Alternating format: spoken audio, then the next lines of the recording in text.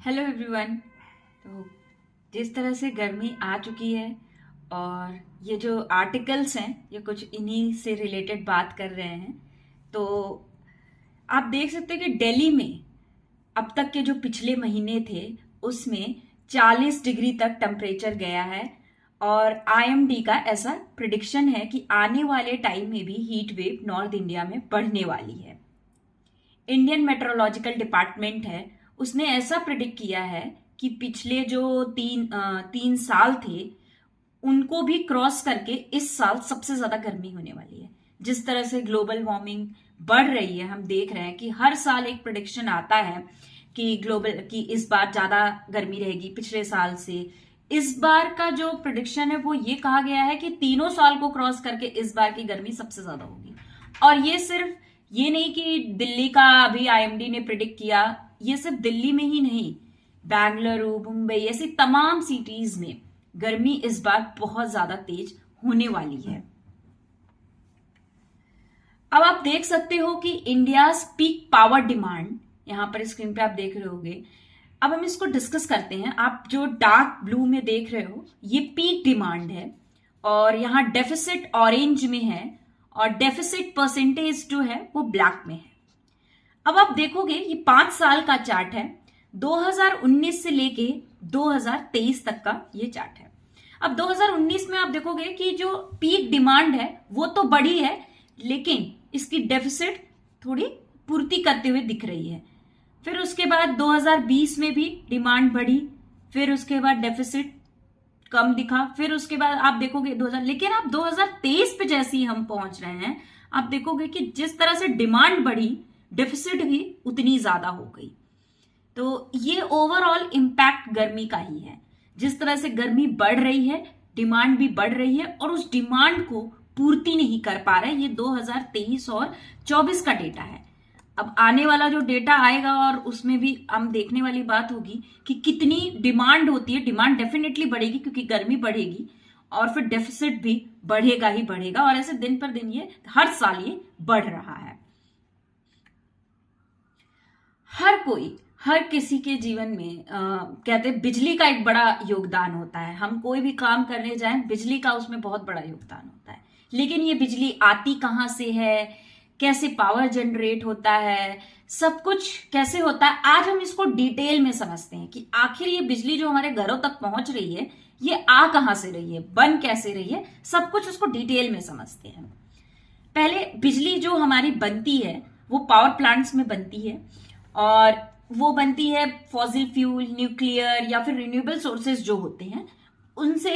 ये power plants में यहाँ पर जनरेशन स्टेशन जिसे कहते हैं वहां पर बिजली बनती है। फिर स्टेप अप ट्रांसफार्मर एक होता है। जब बिजली बन जाती है तो वो स्टेप अप ट्रांसफार्मर में आती है जहां पर बिजली को और बढ़ा के ट्रांसमिशन लाइंस में लेके आया जाता है। आप मेरे यहां पर जो मैं लाइंस बता रही हूं आप इसको ध्यान से देखिएगा। ये स्टेप अप ट्रांसफार्मर से ट्रांसमिशन लाइंस में आती है। अब ट्रांसमिशन लाइंस में क्या होता है, जो हाई वोल्टेज की इलेक्ट्रिसिटी होती है इसको सब स्टेशन में पहुंचाया जाता है। ये पहुंचाता कौन है, ये ट्रांसमिशन लाइंस पहुंचाती है सब स्टेशन में। अब ट्रांसमिशन का ये काम होता है कि जो सब स्टेशन तक इलेक्ट्रिसिटी पहुंच गई वो अच्छे से पहुंची कि नहीं, रिलायबिलिटी, इंफ्रास्ट्रक्चर, सब मेंटेनेंस का काम, सप्लाई डिमांड, ये सारा ट्रांसमिशन लाइंस काम करता है। जब ट्रांसमिशन लाइन से सब स्टेशन पे बिजली पहुंच जाती है तब बिजली जाती है स्टेप डाउन ट्रांसफॉर्मर में। अब स्टेप डाउन ट्रांसफार्मर होता क्या है, अभी मैंने आपको समझाया। स्टेप अप ट्रांसफार्मर जहां तेजी से बिजली को और ज्यादा बढ़ा के ट्रांसमिशन लाइंस तक पहुंचाई जाती है।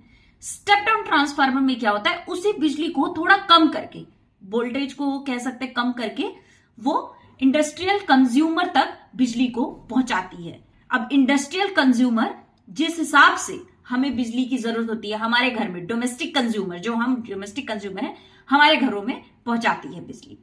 तो ये ओवरऑल पूरा सिस्टम होता है जिस तरह से बिजली जाती है और इस तरह से वोल्टेज मेंटेन होता है। इस तरीके से कैसे बिजली आ रही है, हर किसी का अपना अपना एक काम होता है और इसी तरह से एक लंबा साइकिल होता है और तब जाकर जो हम बिजली यूज कर रहे हैं ये बिजली यहां से इतने लंबे प्रोसेस के बाद आती है।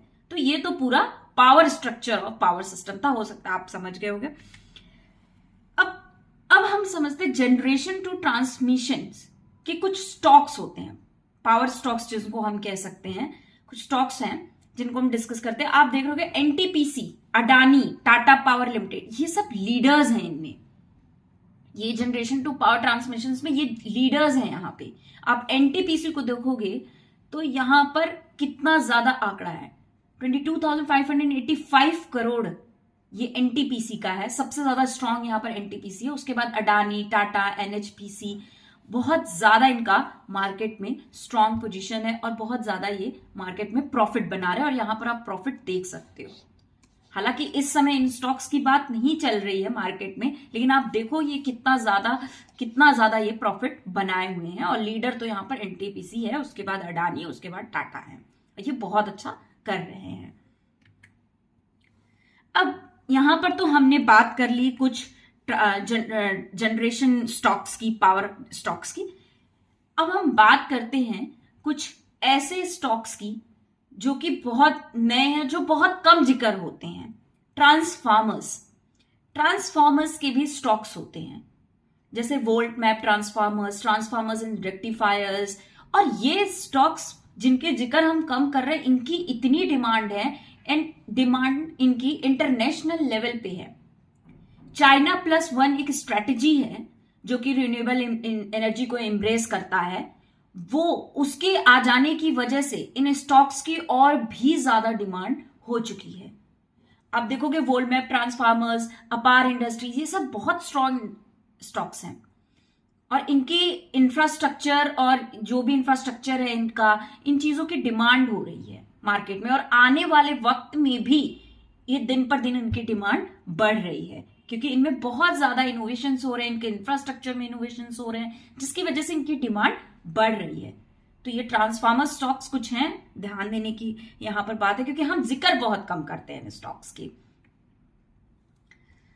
अब बात करते हैं कि पावर का भी यहां पर ट्रेड होता है, कह सकते हैं जो पावर जनरेशन होती है उसका भी ट्रेड होता है, उसका भी एक प्लेटफॉर्म होता है, ट्रेडिंग चलती है। जैसे हम मार्केट पे ट्रेड करते हैं, शेयर्स की ट्रेडिंग चलती है, वैसे पावर्स के भी ट्रेड होते हैं, उसका अपना एक प्लेटफॉर्म होता है और बड़े बड़े इंडस्ट्रीज, और आप भी कर सकते हो उसमें।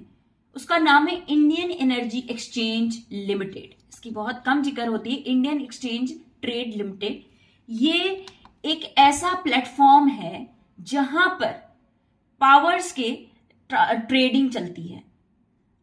अब यहां पर ट्रेडिंग जैसे खरीदना पावर, जैसे इंडस्ट्रीज है, एग्जाम्पल लेते हैं, कोई एक इंडस्ट्री है, अब उसे पावर खरीदनी है तो वो इंडियन एनर्जी एक्सचेंज पे ट्रेडिंग करेगा, वहां से पावर वो खरीदेगा। यहां पर खरीद बिक्री चलती है इस प्लेटफॉर्म पे। और आप इसको देखोगे, इसके रिटर्न्स की अगर हम बात करें तो 306.88 इसका रिटर्न है, काफी डिसेंट रिटर्न है इसका। आरओई की बात करें, बहुत स्ट्रॉन्ग आरओई है इसका, और प्रॉफिट भी इसके 62.45 है, और कैश फ्लो इसकी 53.13, यानी कैश फ्लो और इसका प्रॉफिट बहुत स्ट्रांग है, आरओई भी। तो ये पिछले 5 सालों में जो रिटर्न्स दिया, डिसेंट रिटर्न दिया, आरओई भी इसकी अच्छी है। और बड़ी बात यह है कि हम इनके बात बहुत कम करते हैं, तो अगर आपको भी इन चीजों में अगर एंट्री लेनी है तो आप इस पे रिसर्च करिए, एनालिसिस करिए और Indian energy stock exchange limited के बारे में देखिए कि किस तरह से यहां पर ट्रेडिंग चलती है पावर्स की। अब हम कंज्यूमेबल, अभी तो हमने बात कर ली कुछ पावर स्टॉक्स की, लेकिन कुछ कंज्यूमेबल स्टॉक्स भी हो, कंज्यूमेबल जो यूज होते हैं, जो हम लोग डेली यूज करते हैं, उनके भी कुछ स्टॉक्स होते हैं। हालांकि मैं यहां पर आप लोगों को ये नहीं सजेस्ट करूंगी कि आप लोग ये स्टॉक खरीदिए, ये स्टॉक करिए। आप प्रॉपर रिसर्च करिए और उसके बाद प्रॉपर रिसर्च एनालिसिस करने के बाद ही इन्वेस्ट करिएगा। यहां पर कुछ इंपॉर्टेंट स्टॉक्स हैं जिनके बारे में हम डिस्कस कर रहे हैं, आप इन स्टॉक्स को एक बार देख सकते हो। ये कुछ कंज्यूमर स्टॉक्स है जो हमारे घरों में डेली अप्लायंसेस यूज होते हैं। अब एसी की बात करें तो आजकल एसी अब मिडिल क्लास और अपर मिडिल क्लास तक पहुंच गया है। पहले ऐसा होता था कि एसी हर घर में नहीं होता था, एसी बहुत बड़ी चीज थी, मगर अब हर घर तक एसी पहुंचने लगा है। अब lower middle class, upper middle class, हर कोई एसी यूज कर रहा है। तो यहां पर आप देखोगे कुछ एसी की स्टॉक्स बात करें तो शार्प इंडिया लिमिटेड है, अम्मा इंटरप्राइजेज है, ब्लू स्टार है, वोल्टास है। इनकी ये स्मॉल कैप कंपनीज है, कुछ मिड कैप है और इनकी काफी अच्छी प्रॉफिट भी रही है।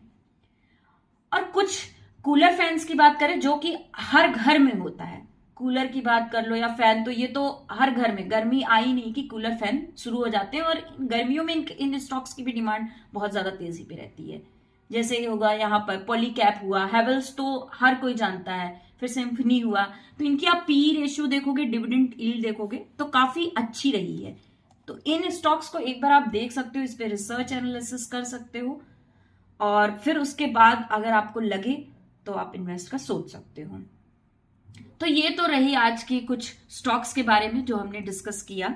अब आप बताइए कि इन स्टॉक्स के बारे में आपका क्या ख्याल है? क्या आप रिसर्च एनालिसिस करने के बाद इनमें से किसी में इन्वेस्ट कर पाओगे?